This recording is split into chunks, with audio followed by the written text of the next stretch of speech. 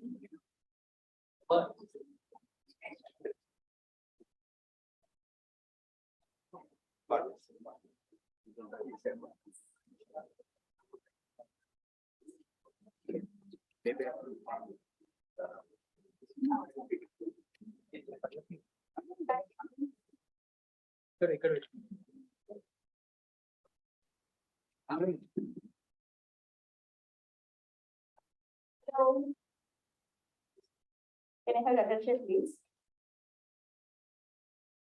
Yeah. The inaugural session of the first part of the seminar is over. Now we are entering into the second part, that is the plenary sessions. And for the plenary sessions, the guest has already come. Now I will hand over this session to D. Koteshwara, Department of Chemistry. I request the Koteshwara to conduct the proceedings.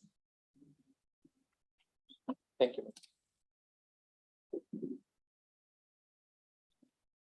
Good afternoon, all. I welcome you all for the first plenary session of the 2 days national seminar. Now I request Professor K. Madhukar Garu, chairperson of the session. Please come onto the dais and ask the chair.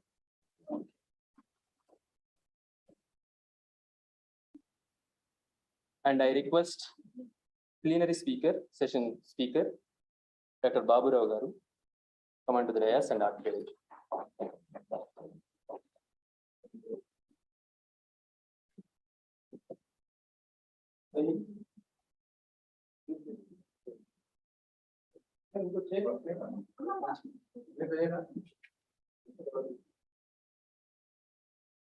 I request Dr. Usha, please present the bouquet to Professor K. Madhukar Garu.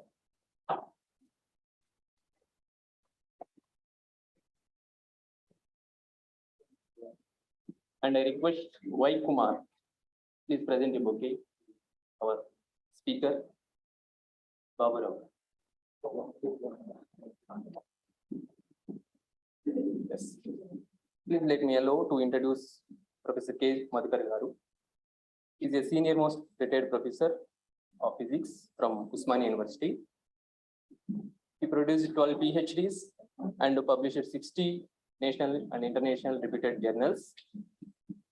He served 30 years for the university in the Department of Physics. He also served as ICT 4D expert program specialist for 4 years and 5 years in UDNP program. So thank you for accepting our invitation. Please take over the session for conducting proceedings.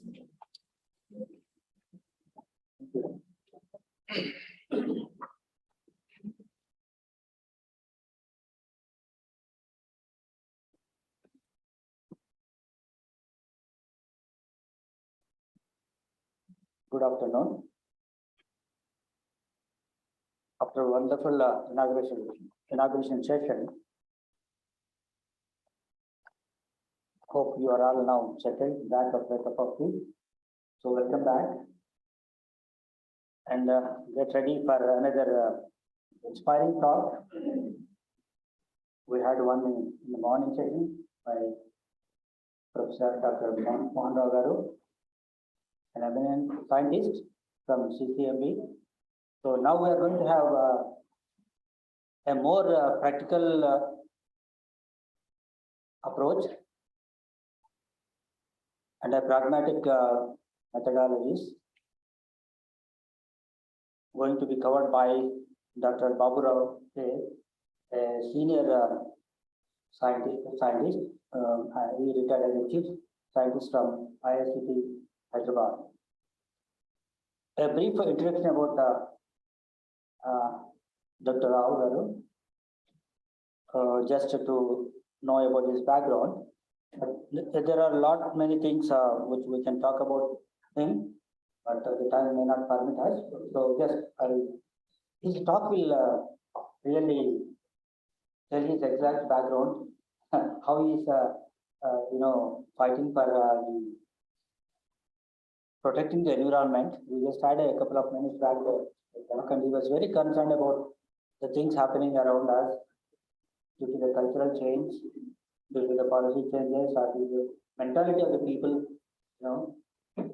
So all those things are going to be covered. So Dr. Rao is basically a chemical engineer by education from NIT Warangal and PhD from IIT Madras, and he joined as a scientist in ISCT, that is formerly RR Labs, now Indian Institute of Chemical Technology, Hyderabad.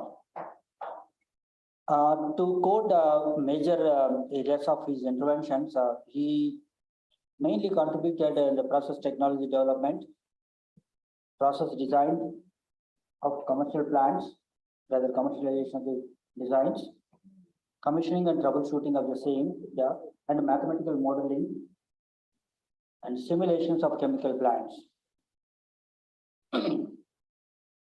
He undertook several projects successfully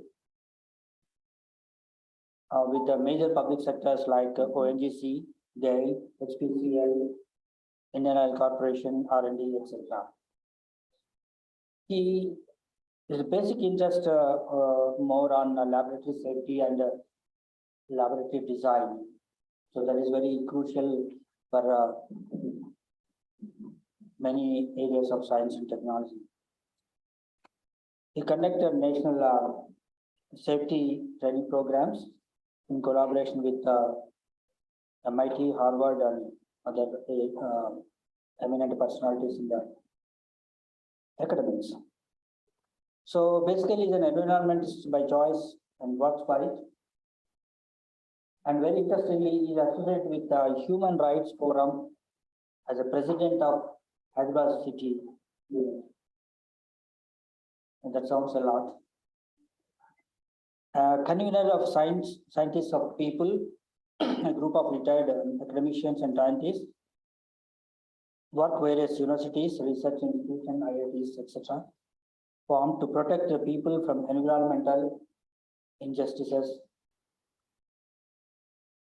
especially with the industries, right? With the support of the regulatory system available and also the experts. So with this brief introduction, I invite Dr. Rao Garu. Please come on. Thank you.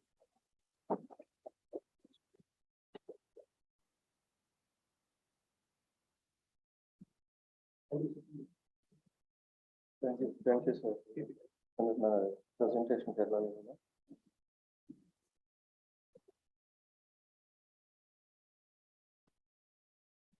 So,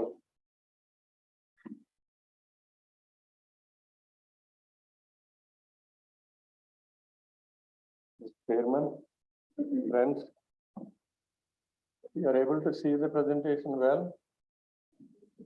Okay, is it clear? That's great. Lights out.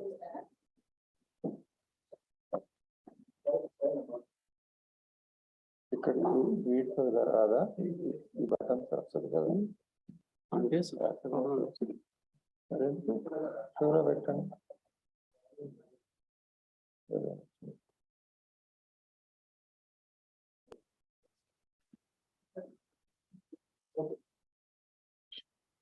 Friends, today the world is concerned about its future.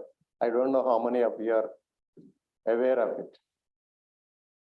What is happening these days, we have witnessed in Telangana state itself, huge floods. Even the chief minister was lamenting it has not happened in 500 years. Why is it happening now? It is not because of somebody doing any conspiracy. It is because of the changes in the climate. It is happening not only here, it is happening everywhere across the world. Now Pakistan is reeling under floods, heavy floods. 1/3 of the country is totally inundated. And if you happen to see any videos on the net, you can see huge buildings just collapsing like a pack of cards. More than 30 million people are homeless now. They have to be displaced from their original places of living. And India may happen anytime. We are no exception. And why is it happening? If we had done so well in science and technology, why is it we are not able to protect ourselves? Because saying so many positive things about science and technology is wonderful. Actually, we have achieved also, but at what cost we have achieved it? Because technology by itself is not neutral. Technology has a lot of unintended consequences. Anybody who thinks can find what technology can do and what it also how it also harms. Simple thing like one democracy and technology. There is a compilation done by a person from MIT, Sklo.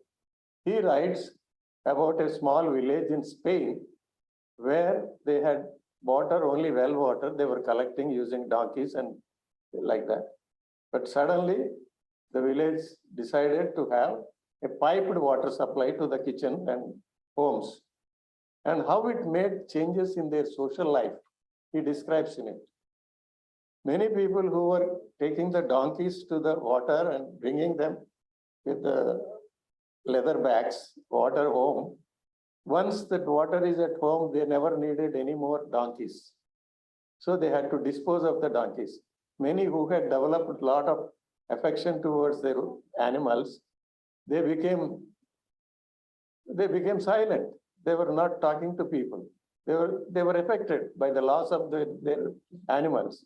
And the women who were going to the common place for all the washing of clothes, etc., it affected them because when they went there, they were talking about everybody, knowing everything about the happenings in the village. But once that stopped, when they have washing machines at the home, they are not knowing about each other. That social interaction is gone. It may look like simple thing, but there are many other things also. For example, you know about the ginning machine. When cotton was produced in the United States, they were unable to pick with so many slaves, not many kgs, maybe 1 or 2 kgs of cotton per day per slave. But once the ginning machine was found, and at that time, all the southern farmers of the United States were thinking of giving up slaves because they were not very valuable to them. But once the ginning machine was found, there was enormous scope for marketing cotton, and they wanted more slaves, and they refused to give up slavery, and the slavery continued for 1 more century. And it is only after 1865 that slavery could be abolished. So that is an unintended consequence of the technology. And there are many. For example, somebody found a lamp which was burning with sperm whale oil. So they were killing whales like anything because that oil was so good, it burns without smoke. So entire species of whales were destroyed just for using that lamp. It is like that. There are so many. You can think of anything else. I given some simple examples. You can think sophisticated technologies also. Today, whatever you see, let us take automobile. What has automobile done to us? There is no space on the road for pedestrians or people to move. How many people own cars in India? Let us think about it. In India, the 22 cars per 1,000 people. 1,000 people, only 22 cars. In urban areas, it will be bigger, but on average in India, it is like that, 22 cars. So where is it that, why we are losing? Everybody is paying taxes. Even a beggar also pays tax. If he buys a chai or anything else or salt also, we are paying taxes. But you have no access to the roads comfortably. You cannot cross the roads, walk freely. The entire space of the roads is given to the minority. It happened in London. Before the advent of the cars and when there were horse buggies, children could be left to go to the school by themselves. Once cars were introduced into the London streets, the parents had to take their children to the school and drop them. So every technological innovation made some consequential problems, but today we feel that these are all meaningless. They can be overcome, things like that. But it made a big impact on the social systems of that time. And even now, what is the pollution levels in the cities? Why the Delhi is reeling under so much pollution? How many people own cars in Delhi? 15%. For 15% of the people, rest 85% of the people are suffering severe ill health. So these are what is sustainable development also when we are producing more and more and more, where can the planet provide? This planet is finite, physically finite planet. It may be a big one with so much diameter and a big ball, huge ball. But whatever resources are there, it is only in the crust of the earth. The crust of the earth is only a small thickness. And if it is very deep also, we cannot access them. What is very accessible? Oil, for example, we drill up to about 4 kilometers down the surface. So all oil and other resources are taken away from the surface only. Nothing is available much below that.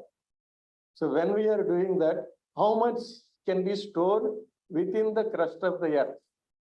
And we talk so much economy as important. If there is no planet, doesn't provide the natural resources, where is the economy without the natural resources? Economy, what does the economy do? It transforms one resource into a perceived product. So if the resource is not there, there is no economy. But we give top priority to the economy and do not give priority to the resource. So there is something wrong with our very way of thinking itself. Now, this because of what is happening now, the UN Secretary General Antonio Guterres said, let us stop sleepwalking towards the destruction of our planet by climate change. If the planet is not hospitable, there is nothing we can do. All our science and technology cannot do anything. It is because of the hospitable climate that civilizations have developed in the last 10,000 years. Up to now, about 32 civilizations developed and perished. Today's civilization is industrial civilization. What is permanent about this? What is permanent about this industrial civilization? It started about 250 years ago in England. And what is the fate of the world today? We have a global crisis. The civilizations were regional. The collapses were regional. Roman civilization was a regional collapse. Greek civilization was a regional collapse. Mayan civilization was a regional collapse. But today, climate crisis is a global collapse situation. Entire globe, nothing is left out. No part of the world is left out of this. So this is we have developed, this is our own doing because of the greed. Why? Because very few people, there's no democracy in decision making. Only few people are taking the decisions. We were under the British. We have sent them away, but we have inherited the mentality that they have left with us. This, we think that the best way of doing things is the Western way of doing things. The way we are doing science also, we begin to admire that way of production, large mass production, etc. But in India, we were doing production by large masses, involving people productively, weaving, for example, agriculture. It is production by large masses. But today we have factories turning out millions of tons of products at one single place. But at what cost? Today's problem is also a problem of waste.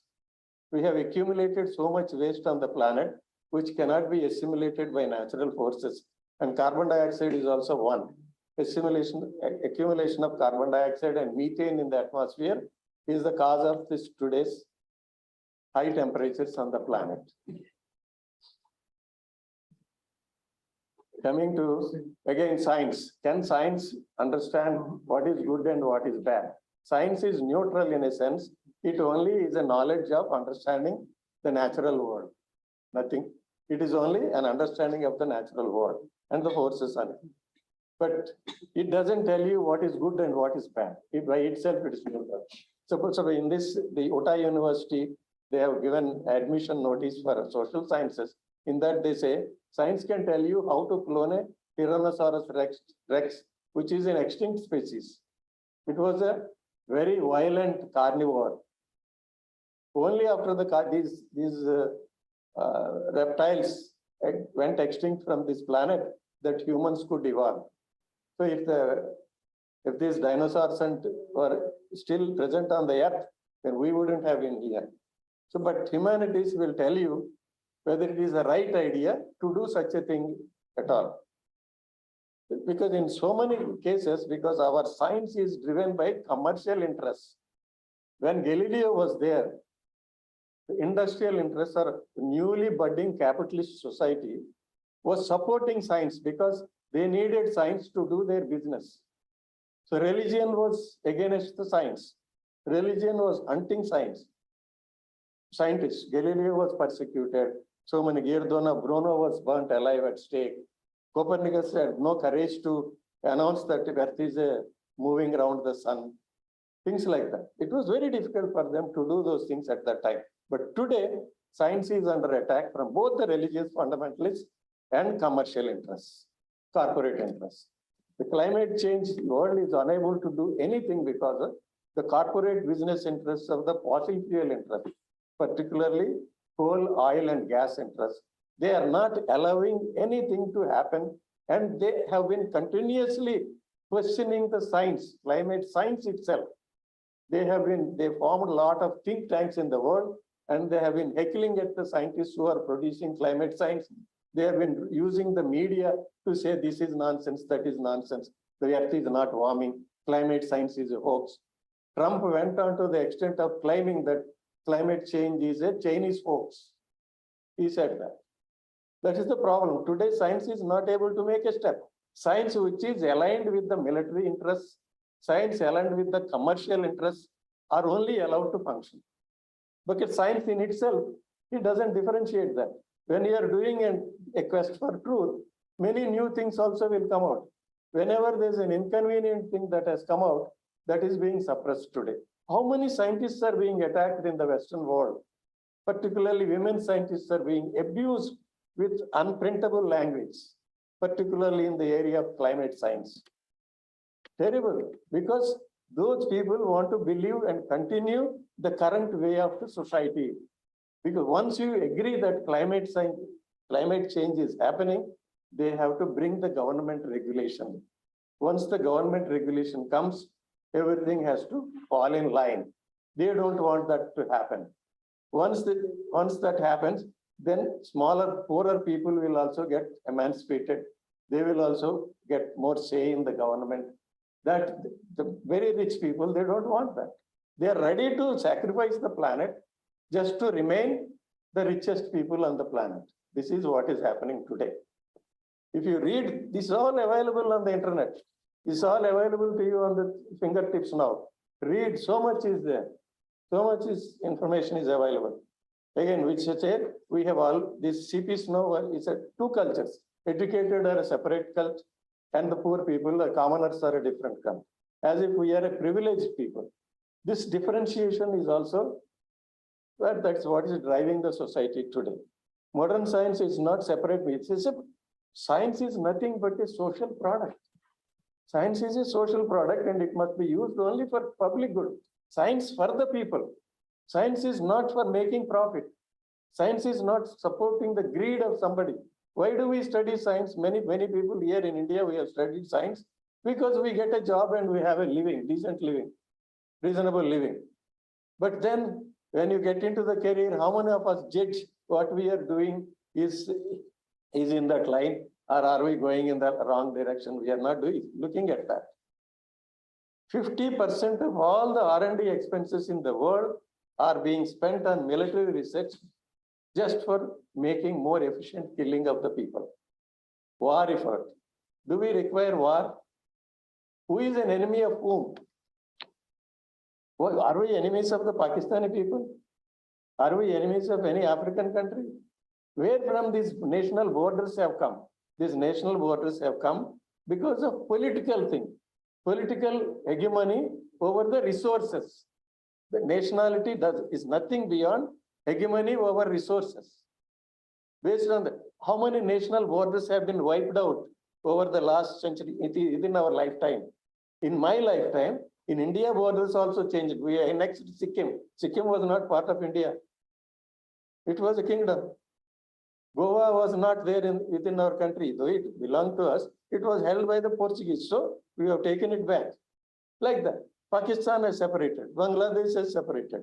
In Yugoslavia has become 7 countries. So the nationhood has no real significance. It is a political form. It can bring political changes and you can form new nations and nations can merge.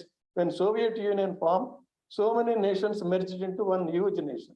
But when it collapsed, it became Kazakhstan, Uzbekistan, Turkmenistan, so many others, Ukraine, like that. So there is no significance about the nationalism, nothing holy about nations. So why the young children are talking about it now? They are asking, uproot the system. This is not mine. This is by young school children. Why the young school children are saying, uproot the system? They say today's problems are systemic. Without changing the system, you cannot solve the problem. Science and technology cannot solve the problems of society. More innovation, more investment is not going to solve. Today, the understanding of the scientists is science and technology can only aid to some extent.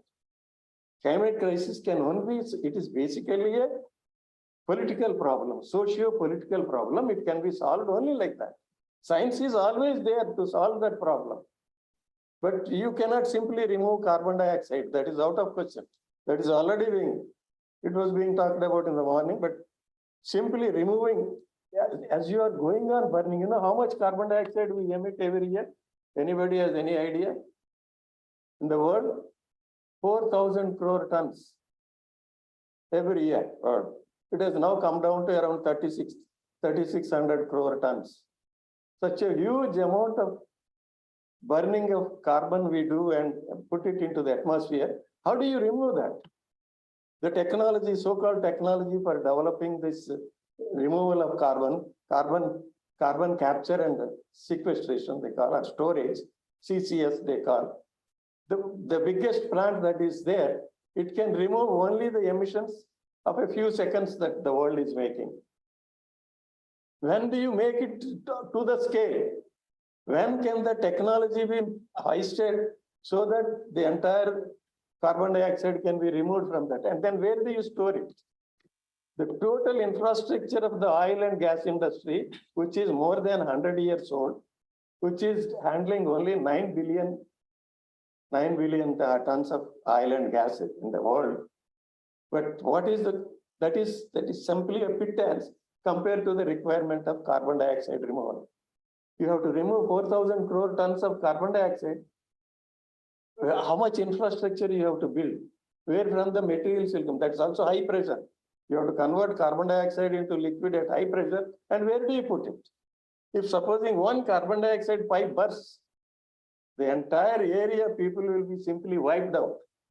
It happened of natural causes in Africa. When it happened, because in the nature under the lake, there was sudden leakage of carbon dioxide. And thousands of people have died because you can't breathe it. If we have to breathe and survive, the oxygen content should be above 19.5% in the air. If anything goes below 19.5%, then we will have problems of function. We start becoming incapable of working. It's not enough. Oxygen will not be adequate. When it comes to 13 point something, then we may go into coma. So that's why once the other gases will enter into the atmosphere in a big way in a locality, then people will be wiped out. And accidents are common. Whenever you are handling with any big systems, you cannot avoid accidents. So why the children are saying is, what is our future? Many young children are asking the presidents of their countries, Australia, USA, Europe, you're asking us to go and study in the school. But what we learn in science, you are not accepting that science. Why should we study that? They have asked the presidents. When you don't accept the science that we are taught in the school, and you are not making policies in tune with the science, why should we study that science? Now, the whole problem today is this current system, the current economic system, current political system is not capable of solving this problem because we don't have a participatory democracy. We are all highly educated. We may vote once in 5 years, but then we forget about it. We may sit and comment sitting in our drawing room, etc., or with friends, but we never take any action to change the system. After all, no system is permanent. There is nothing legal about any government. As long as they are voted, they are there legal. But there is no system that you cannot question the government. Government is always there to be deferred. Dissent is the essence of democracy. If you cannot dissent against a government, then that is no longer a democracy. There's nothing. It's a basic fundamental. That's why they say science and democracy have identical values. Identical values. In science also, if anything is proven wrong, you have to accept. You cannot say my science is right. It has to be evidence-based. Even after doing so many years of research, many researchers have been withdrawn because they are wrong. For example, let's say DDT. DDT was given Nobel Prize in 1948 because it was very useful during the Second World War, and it is considered as one of the reasons by which these forces have won war against Hitler and Mussolini.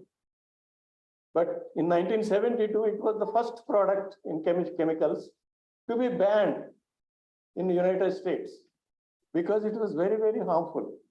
The very environmental movement has grown out of the science against the DDT. That was the starting point for all the environmental movements across the world. If you get an opportunity to read Silent Spring, written by Rachel Carson, please do read it.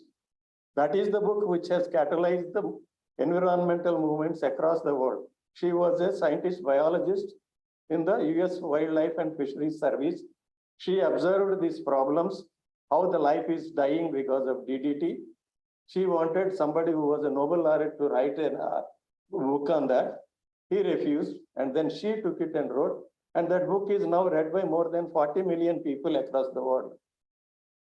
So many people have read that book. Even President Kennedy used to have a copy of the book on his table. That is a system. So we are making ourselves tough because of the very way our commercial interests are organized. Because the media and the corporates, they are controlling our minds. They are playing a psychological game against us. And we are accepting that everything is wonderful. This is the way to live. Today, youth, what do they think? It's a thing that the whole world is available to them, but they're not seeing that their world is collapsing. They don't understand anything today. You think you study, you can get a job in software industry, then go to abroad and then make dollars and have great life.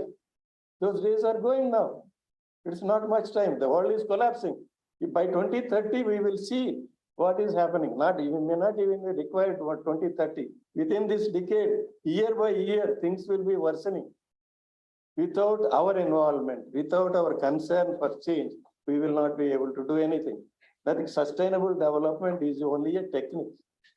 It is not a panacea. This is coined by United Nations to say how we can. But when it was announced in 1987. What have we done about it up to now? Nothing. No government has brought any practices of sustainable development. OECD countries have actually analyzed, taking the 17 SDG goals, sustainable development goals, who is doing well, what is the performance against the sustainable development goals. Only 4 Scandinavian countries, Norway, Sweden, Finland, and the 4th one is Denmark or something.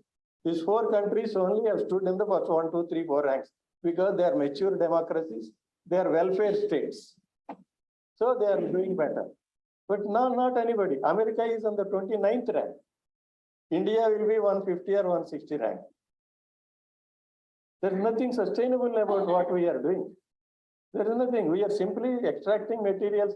We are promoting synchronic coal mining. We are building, after the Paris Agreement, Telangana state has built 9,000, 7,000, so many megawatts of coal-fired power.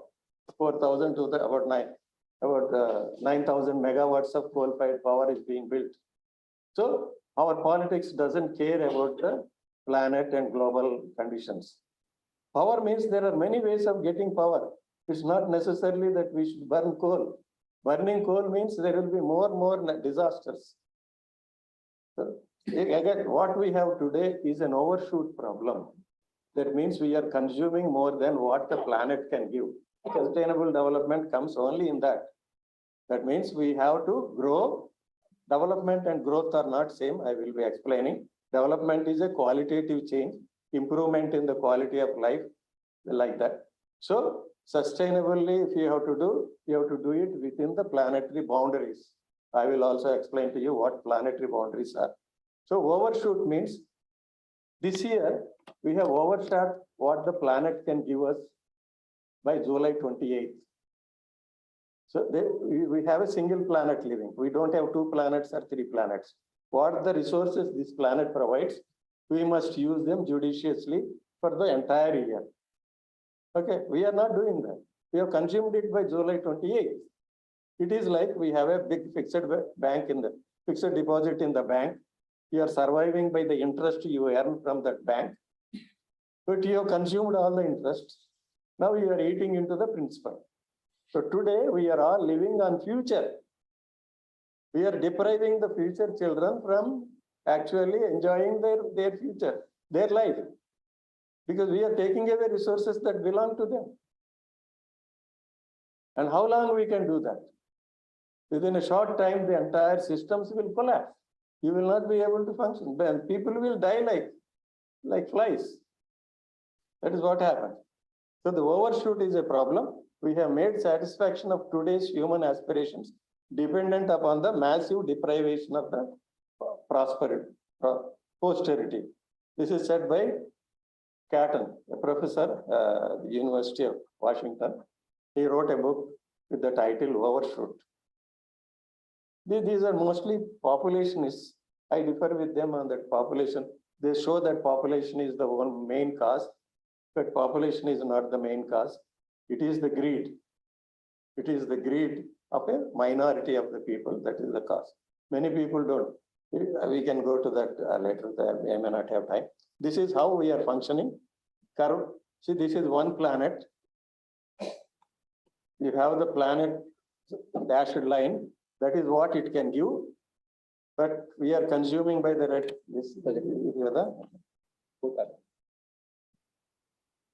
We have this planet. Yeah, that is the carrying capacity. This is the way we are living. We are already overshot. We are almost at the peak. And once we reach the peak, then we have to start collapsing. Because the planet can no longer go. Once we reach to the June month, if the ecological footprint overshoot day moves towards the June in a few years, because every year it is moving by 3-4 days. So what we have July 28th to June 1st is not many days. So it can happen very soon. And it can be rapid as we are doing that. So if we do by the one planet living, we can live up to the brim and then remain at that. What it requires is more equitable distribution. More equitable distribution for people. Some people have vulgarly rich. Some people are filthy hungry. They don't even have basic necessities of life. Most of them live like animals.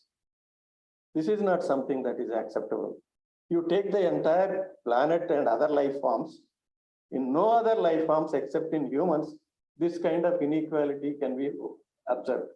Biologists, if anybody is there, you tell me, which animals in the wildlife, one is very thin and another is very fat and some are very sick. It's not like that. If they are there uniformly, they are well fed. Otherwise, all of them are unfed. It is like that. It's only humans. We call ourselves civilized. What kind of civilization is it? You form the rules in such a way that you justify your superiority over other people. There is nothing naturally justifiable about it. You have a parliament and assembly. How many times our members of parliament who are elected by the poor people discuss about the poor people's problems? Whom are they representing? They are only interested in what concessions we can give for more investment in the state. How many environmental laws we can dilute after this particular government has come to power in center. During the COVID period, they have diluted environmental regulations more than 200 times, just to please the corporate interests. You keep on destroying the planet, and we talk about our ancestors, our love for nature. That has no meaning. That has no meaning in saying that we love nature, we prayed the trees. What are you doing today?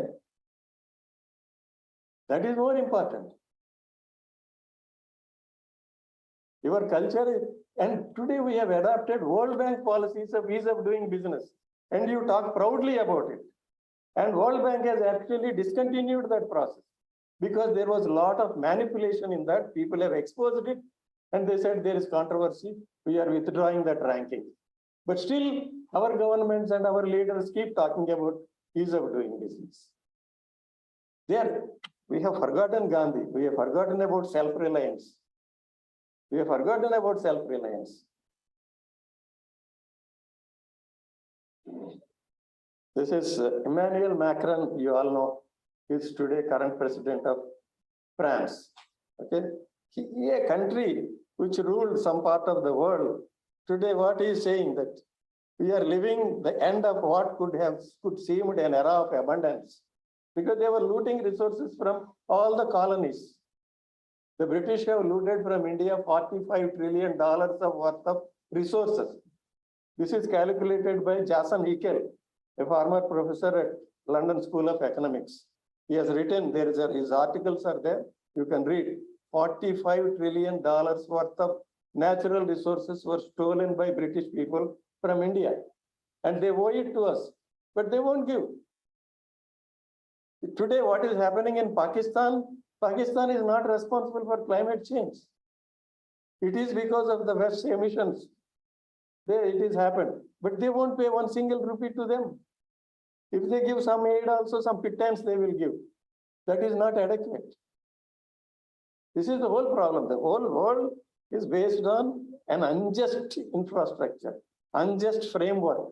Without eliminating that injustice from the framework of the world governance, we cannot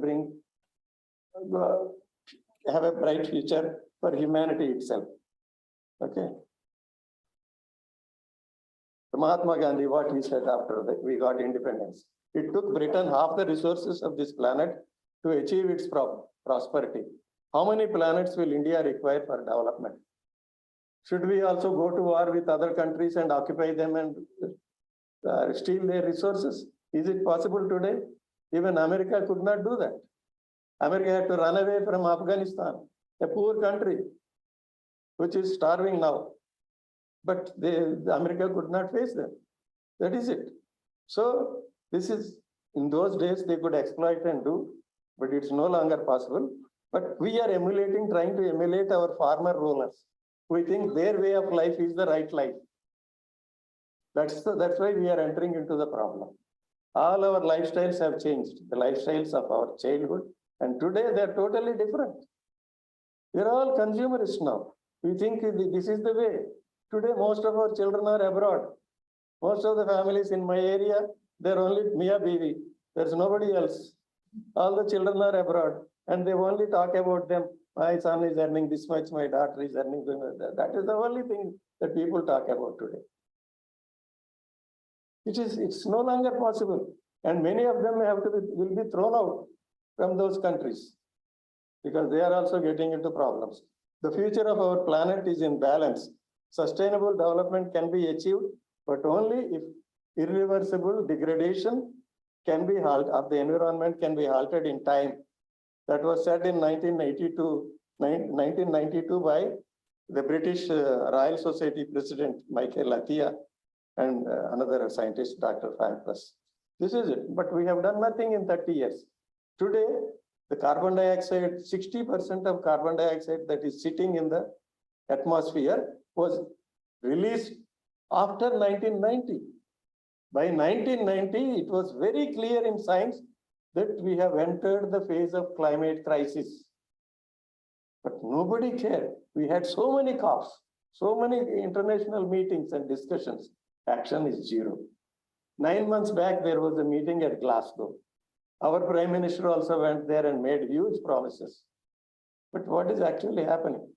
Nobody across the world has made an inch of progress on their promise. Now, December, they will be meeting in Egypt. This time, there is no theory now. They will be discussing no agreements. They will be only seeing what progress we have made. It is a auditing of the progress report by the nations. There is nothing that is happening now today. There's a problem. The governments are not really caring for their own people. They're not caring for their own people. They're only caring about GDP. We talk about 5 trillion GDP. And then recently one Niti Aayog committee member said 40 trillion GDP for India by 2047. It's all mad talk. Nobody with realistically can happen, that can happen. For GDP to grow to 40 trillion, what is the energy that is required? We are importing oil by 85% of the oil already. How do you grow to that extent, and what industries you will set up, what raw materials you will process? This is simply just to give a positive talk that we are big, we will become a superpower. People will accept such arguments much more easily. If we talk reality, people will be not interested. If we say warn them, this is not the way, but science is not bothered about pleasing anybody. Science is about presenting the truth, objective truth, evidence-based truth. So if you want to say, oh, I can do this, I can do that, that's not science really. So sustainable development is development that meets the needs of, that is the definition given by Brundtland Committee, but that definition is, so many people call it vague, not acceptable. So for example, Lester Brown said, he defined it in another way. A sustainable society is one that satisfies the needs without diminishing the prospects of the future generations. Then Herman Daly talks about this and he says, these definitions of sustainable development are sufficiently vague. For example, if you say, how do you define a credit card? Is it money? Credit card is not money, but at the same time, it is money also. You can draw money on that. So like credit card, these definitions are somewhat vague. The concept is dialectical rather than analytic, and it is evolving. Sustainability has certain rules. You cannot simply say everything is sustainable development. I give you examples here. One government institute, which is doing a consultancy job for Singareni Collieries, he writes in its report, which is given to the people, says that coal mining is a sustainable development project. How can any non-renewable resource mining can be, so what is sustainable about coal? If you take out and burn the coal, how do you generate new coal?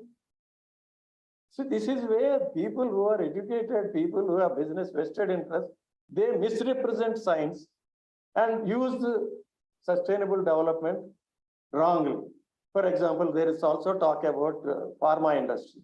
In pharma industry, if you produce 1 kilogram of product, you produce 20 to 30 kilograms of waste. The material economy is very, very poor in pharma industry. But then they're calling it sustainable. What is sustainable about it? This is how this word is totally misused. So sustainable development concept is misused, and they try to present everything as sustainable. People do not critically question them. As long as they don't critically question them, it goes. That is the whole problem. A society that continues to use resources unsustainably will collapse. For example, Greek civilization collapsed because they were using so much of wood for everything. Wood was the only material available for both fuel and construction material. So once their empire, whatever the wood they could exploit as long as they extended, they were not able to source wood from closed sources any longer within the transport limitations of that society. They could not prosper anymore. So the civilization collapsed. There is a material basis for collapse of civilizations. For example, Harappa, Mohenjo-daro, they say. Harappa also there was a problem of clay. When the clay was not in abundance, those civilizations have collapsed. They had to move to other places.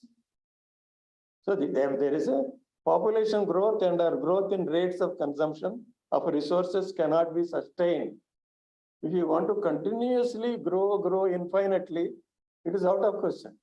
Professor Albert Bartlett, a physicist from University of Colorado at Boulder, he gave 1,350 lectures across the United States on this problem, exponential growth problem, e to the power of x problem. He explained how e to the power of x comes into every activity of our life, including population increase, and how it becomes unmanageable as it grows. This is what, that's how, because if it is a finite planet, the numbers are so unwieldy, and those cannot be possible on a finite planet, physically finite planet. To be sustainable, the use of renewable resources must proceed at a rate that is less than or equal to that of natural replenishment. If you are using wood, you cut wood as much below that will grow in that year, it's okay. But if you cut more wood than can grow in that year, it is not possible to sustainably manage that. It is like, that's the rule. To be sustainable, the use of non-renewable resources must be declining at a rate greater than or equal to the rate of depletion. If you are depleting something, a mineral, using it, so every year you should reduce your use. You should reduce your use again and again, so that finally you will not use that material. You will be only recycling the material. Then only that is sustainable. I want to use copper, iron continuously. I will build more iron and steel plants. It doesn't work like that.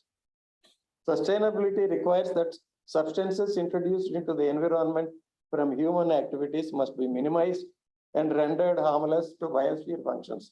Here I will give you one example of, because morning they were talking about chemical industry. All of you may have heard about Teflon. It is used in the kitchen also now. You have non-stick ware. And what damage it has done to the world, nobody knows. It's not even at in a movie also has come, Hollywood movie has also come on that particular aspect. When they make Teflon, and Teflon is made by only DuPont, one single company. It's a patent and they have earned billions of dollars on it. While doing that, they use what are called per and polyfluorooctanoic substances or octanoic alkyls, something, PFOA and PFAS. These substances are used for making the Teflon. Those substances are so poisonous. They are poisonous in parts per trillion also. And they have now spread to the entire world, and most of our blood, we have that substance in our bodies. One single company producing in the world, it has spread poison everywhere. A recent publication I have read, it says that every rain happening in any part of the globe, that rainwater has these substances now, PFOAs, and they are called forever chemicals. They are forever chemicals because even after this particular industrial civilization goes extinct, those substances will be still present on the planet Earth. If somebody comes after 100,000 years onto this planet, he will be able to detect and find PFO substances on this planet. That is what, because why that substance is used? Simply because somebody could make a big business. Why is it was not regulated? Because in the initial stages of making the substance, you are only going by the perceived use of that substance. What are the consequences of that is not evaluated. Our regulatory system is like that. This is promoting business. That's all. So after it used for so many decades, this became known because of a single farmer in West Virginia. he noticed some abnormal ill health problems of his cows. So when the cow died, he dissected the cow and stored the parts in refrigerations. He was complaining. The regulatory authorities never care about these complaints. Finally, he approaches one lawyer. That lawyer is a corporate lawyer. He goes to him, he says, I am a corporate lawyer, I cannot help you. But he refers to his grandmother, that she has sent me to you. Then when he meets his grandmother, she says, during your childhood, you were playing on that farm. Whenever you came to visit me, you were playing in that farm with those cows. So he goes to visit that farm. He watches them. He sees the sickness of the plant. Then he decides and he talks to his law firm. And they say, okay, you take this case, let us see what happens. Then he applies for information under freedom of information. He gets hundreds of thousands of pages of information. Just to scrutiny those pages and collect the relevant information, it takes months together, or years together. Based on that, he goes and fights the case. He faces hurdles at every stage, but ultimately, the court says this must be studied. 3 universities are called in to study. They take 7 years to study that problem and confirm that these people are hurt because of this pollution. And they identify 6 diseases which are possible from that. Who will do that in India? I tell you my own experience. Here, whenever the Pollution Control Board has a problem, they will form a committee of their own experts. They go and always write reports in favor of the company. I have not found one single academic or expert who is sitting on the committee standing by the people. Why? I don't know. I give you an example of where I was involved. There is is anybody from Atomic Energy here, sir? Okay. There is a Uranium Corporation of India Limited in Tumalapalli. They have a radioactive waste dumping called tilings pond. And the tiling pond is to be lined. They have not lined it. And they lie again and again. What can be seen by the naked eye? They say we have lined it according to our AERB regulations to permeability of 10 to the power of 9 meters per second. And so nothing can go down. When the people are facing it, they have given up their agriculture because that water is not fit for irrigation also. It's so polluted. But these people deny that it's not because of us. But then what the regulator should do, he should investigate and confirm and give. It has sent some people from universities and 2 people belonging to are related to the Department of Atomic Energy. And one of them was a chairman. They write because they cannot deny that. You know what how they have escaped saying that with the available data, we cannot confirm that this pollution has happened because of this company. Escapist language. The farmer also, when he complained in the West Virginia, the experts, veterinary experts, etc., who went there, he said those people wore their PhDs on their collars and like that. And they finally, in that report, they said, this farmer doesn't know how to rear the cows. This is the problem. The people who are sitting in the universities and departments, they think the farmer who has grown on the farm, who has been doing that farming for generations, he said he doesn't know how to take care of the cows. The problem is that there is no pollution in that. This is the whole problem. Everywhere it is like that. Everywhere it is like that. So science is not being used for common good. That's why Ernest F. Schumacher has written on the Indian Planning Commission one article. He says, all the people who are educated in the universities, to educate one person, it requires the effort of 150 farmers. In those days when rural economy was there, it requires the effort of 150 farmers to take care of one student pass through the university level.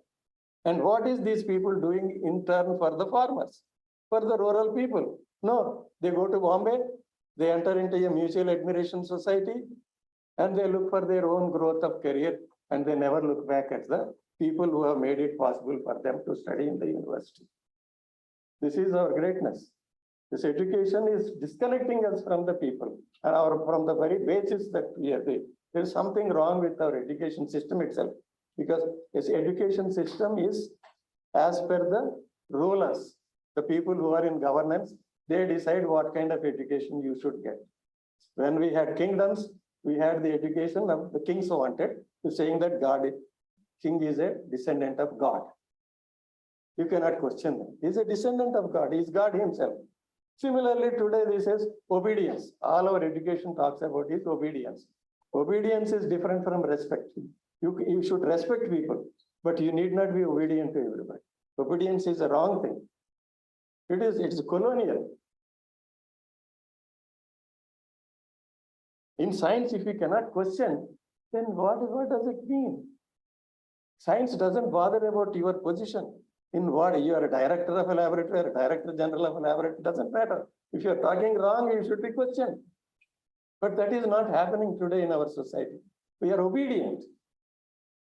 If somebody in a bigger position says that this is wrong, it is what happened in my laboratory also. I have seen it.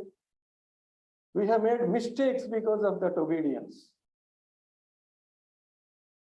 When I pointed out that mistake, I had to take the beating of loss of per promotion for several years, because that is the way system works.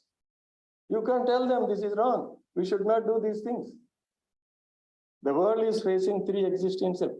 It happened to Einstein also. The Einstein, when his friends advised, why you want to face this? At the time, fascism was on the rise in Germany. They said, why do you want to raise these issues? You do your research. You're a great scientist. But he said, so what will the next generations will talk of me? If I know the truth and I have not said it, there's no point. You have to say that. If Giordano Bruno had not died, if Galileo had not suffered humiliation at the religion, then where is science that we are doing today? That is what he said. Somebody has to sacrifice for common good. The world is facing three existential crises: a climate crisis, an inequality crisis, and a crisis in democracy. I don't know how much time I have. I'm exceeding, I think. Yet the accepted ways by which we measure economic performance gives absolutely no hint that we might be facing a problem. Today, how many people here are conscious about climate crisis? How many of you really feel serious about climate crisis? That it is going to undo our lives. And within your lifetime, most of you are young, you will see the undoing of the nations, undoing of the world within your lifetime. There is no escape. It is already happening now, but there is no concern about it. How can you solve a problem? What Einstein said, same thinking that produced something erroneous. By repeating that experiment, you cannot expect a different result. You can't expect a different result by repeating the same experiment. So we have to do that. Unless we change the system, we work for changing the system, we cannot better our lives. We have come to that stage. During independence struggle, how many people have given up their university education? How many people have given up their personal wealth or personal comforts and fought? And because of that, we are living in a so-called free nation. It is not totally free, but relatively free. Okay, this is the problem. Why is it everybody is silent?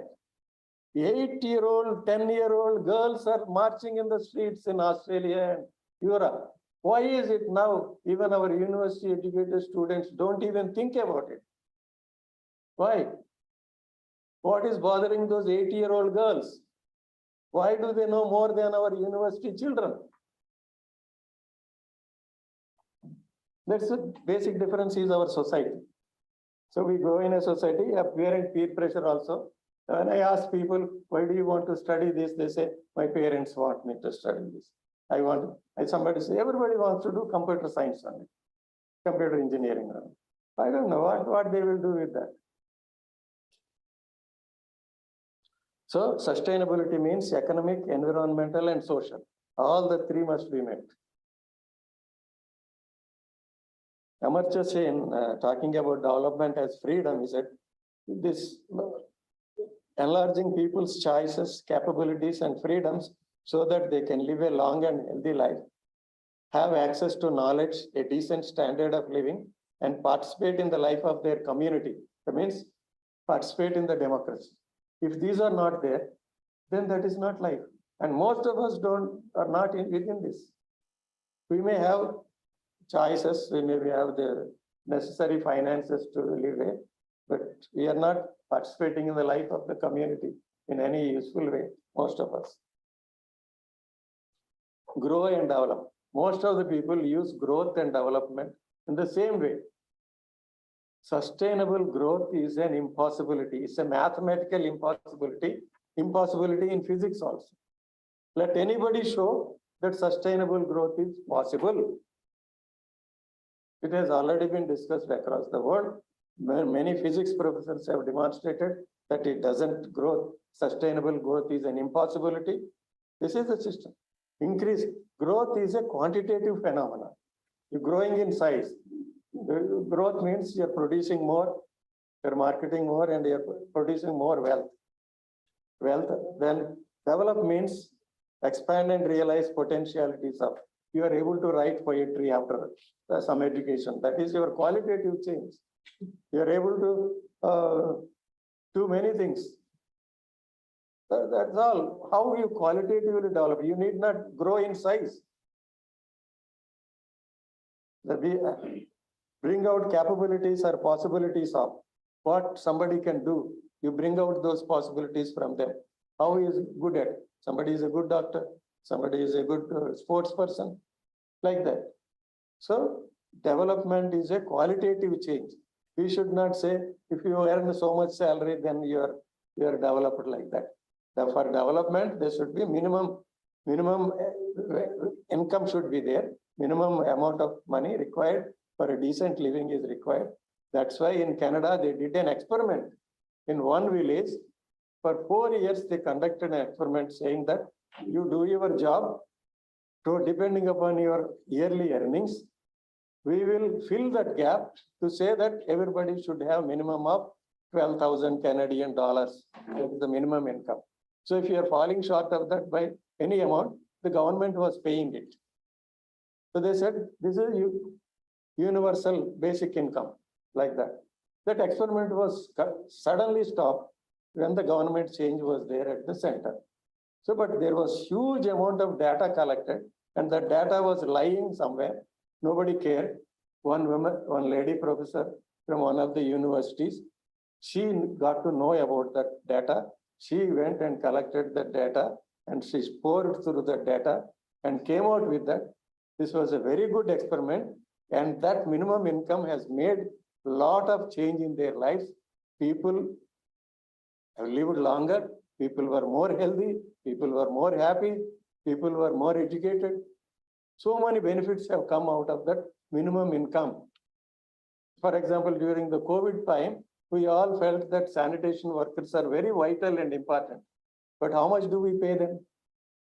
Who is deciding our salaries? Why this particular profession should get this much salary? Why this particular profession should get only this much salary? The whole injustice is there only. When that particular profession of sanitation is vital for you, why are you paying them only wages that don't really support their life, minimum lifestyle? This is the problem, okay? Economic growth, when something grows, it gets bigger. When economy grows, it too gets bigger. Exactly what is it that is getting bigger? This is an American economist, Kenneth Boulding. How big is it now? How big it could possibly get? How big it should be? These are the questions that we should ask. And something it's getting bigger is also like thermodynamic limitations. There is also physical limitations on the planet. So you can't do any bigger than that. So this says that growth euphoria is like E.J. Mishan. He says, if a man is falling from a 100-storied building, as he is falling, he is accelerating. It's a thrill for some time. But when he reaches the 99th story from the top, it is a fraction of a second, he will be gone. And there is nothing to be fascinated about it. It is like that. We are in that condition now today. We have hardly any time left for change.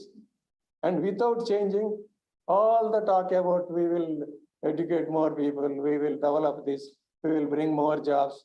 This is nothing. The coming calamities are so big that everything that they do will be wiped out in one calamity. One calamity will wipe out whatever changes that you can make. Because normally these things are not talked about. So because it's an university, university should be open-minded. University should be intellectually fertile. It should be also debating any issues that are not normally debated outside. So I am bringing these issues to you on the basis of optimistic assumptions and implicitly, yeah, we say that we will erase poverty. If we have the same system continuing, if somebody at the bottom has to get a $1.25 per day income, it takes more than 100 years according to economists' calculation. I think I have to conclude. So there's a problem. When we start doing, there will be so many things. See, this is LTG, the limits to growth. So they have shown that this was done in 1972 at MIT. The Earth Systems Engineering Laboratory. They have studied what the future will be in 21st century. They found that by 2030, 2040, things will start falling apart. Industrial output, everything, food, everything will come down. They predicted it at that time. This 50 years since. And all the data shows that they were totally correct. Nobody can say that they were wrong now. But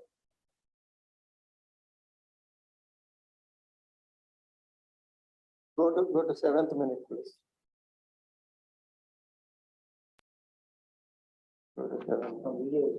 Yes. This is a short talk by Professor Johann Rockström. He's an Earth system scientist. He talked about it in the limits to growth 1972 scenarios. The scientific conclusion as we meet today in 2022 is that planet Earth is changing faster, even faster than science could predict. In fact, the risk is no longer to have millions of people affected by climate change and billions of US dollars being lost. No, today the risk assessment shows that we have a risk of billions of people being affected and trillions of US dollars being lost. We're talking real risk for the whole world economy. Tipping points, science now shows, are at risk already at 1.5 degrees Celsius. Irreversible, unstoppable changes. 6 of 9 planetary boundaries are transgressed. We are moving along a very dangerous path. Risks are now rising of ecological collapse, just like Jürgen Randers pointed out, which may make an equal or an equity-based future impossible. We have today evidence that we cannot reach the Sustainable Development Goals unless we transition in a sustainable fashion. That's why the Earth for All analysis does something unique and really important, showing the sustainable turnarounds that are necessary to have a chance of a safe and just landing for humanity on Earth. Now, what do these turnarounds show, which Per Espen and Sandrine will go through more in detail? Well, from a scientific perspective, it shows the following. That even when we put all the best knowledge we have and all the available solutions we have, and we take a very optimistic analysis of the exponential transformation towards a sustainable future, we still barely make it. We're still having difficulties in holding the 1.5 mark on climate. We still have difficulties in really holding the safe boundaries on land, on biodiversity, on nitrogen, on phosphorus. So what this shows is that we are in a really dire situation and that nothing less than global, exponential, collective action are needed. We're not suggesting that we have the exact recipe for this solution. We're just saying that we now call upon the world community to really gather together on this exponential transition and recognize that time is running out to be able to have an equitable, sustainable future for humanity. Back to Chair. Thank you. Dann sind wir bitte zu meiner Linken. They can leisurely watch. This happened only on August 30th. These are the top scientists in the world. They have sat together and they wrote a book called Earth for All. How we can solve this crisis? What can we do? Because the existing system is not listening to it. Within the existing system, is there something we can fit in? They have tried to fit it into that. They proposed that 2 to 4% tax on 10% of the world's richest. It can solve all our problems. Why are they not sharing that money? How did they make that much money? 2 to 4% of tax on the world's richest. 10% richest, not everybody. That will bring so much money that you can do all the programs to save the planet and life on the planet. But that's the whole problem. Political will is not there. The whole problem, the political will come when the people demand it, when we all talk about it, when we feel concerned about it. It will come in a day, but only the problem is, by the time we realize in this country, it may be too late. Okay, thank you. I think I have some more, but I will stop it here. Thank you.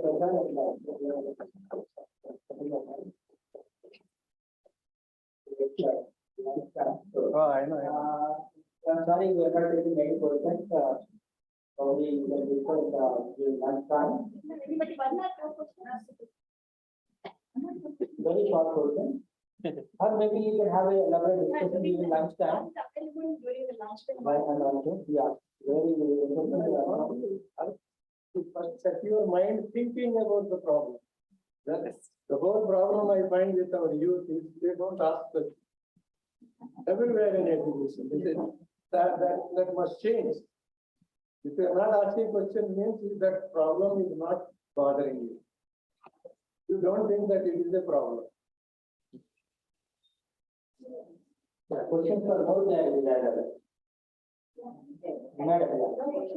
Sometimes in 2007 it got. So, good, There was something like environmental policy in India. Now we find no such policy being taken. So this is not the question of institute or policy. They are not even, they are diluting even what is the existing system. Because the corporate prejudice, so for example, we announced, the government announced that by 2028 we will have all electric cars. Where is that possible? It's gone now. Electric cars, we don't know when they will start the electric. Because without having a firm date, the electric cars will not come. This is how, because the lobby of the fossil fuels and the automobile industry is so powerful that all the policies are decided by them. Because they pay the money, our politics are not paying money. environmental activism has also gone down blocks. Environmental activism, you are putting, for example, Disha, Bangalore, young girl, you put a UPA case against her to terrorize the youth. There is no democracy in this country. You are not honoring any dissent. Then what happens?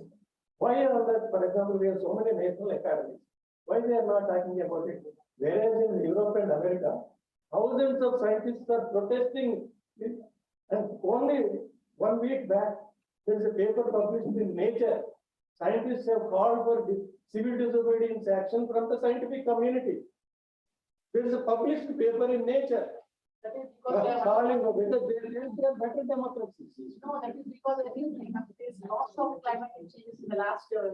No, we are also facing. Why do you think we are exempt from it? Because we are sitting, living in the city, and probably it's not like that. It can happen anytime. Chennai, what happened? Mumbai, what happened? Calcutta and most of West Bengal will go under the sea by 2030. Mumbai area also, Mumbai city will not be there after the century. It's a financial capital of India.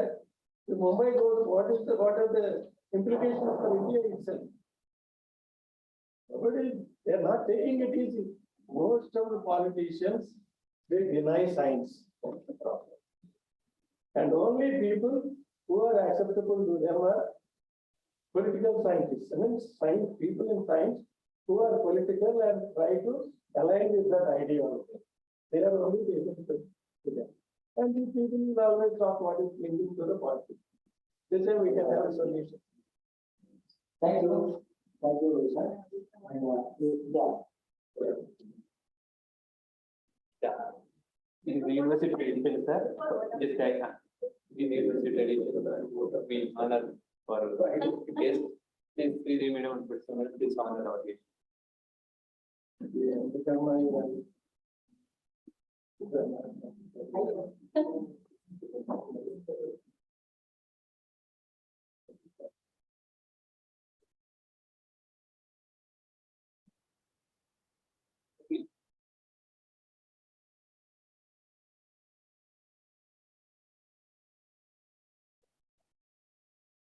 Madhukar.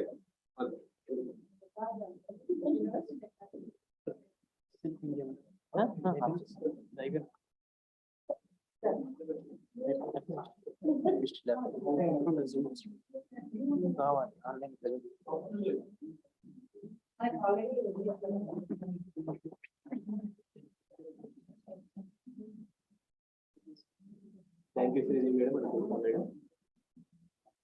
Now I came to end. I thank our guest, Dr. BRAOU-Live, for accepting our invitation and delivering an excellent, thought-provoking lecture.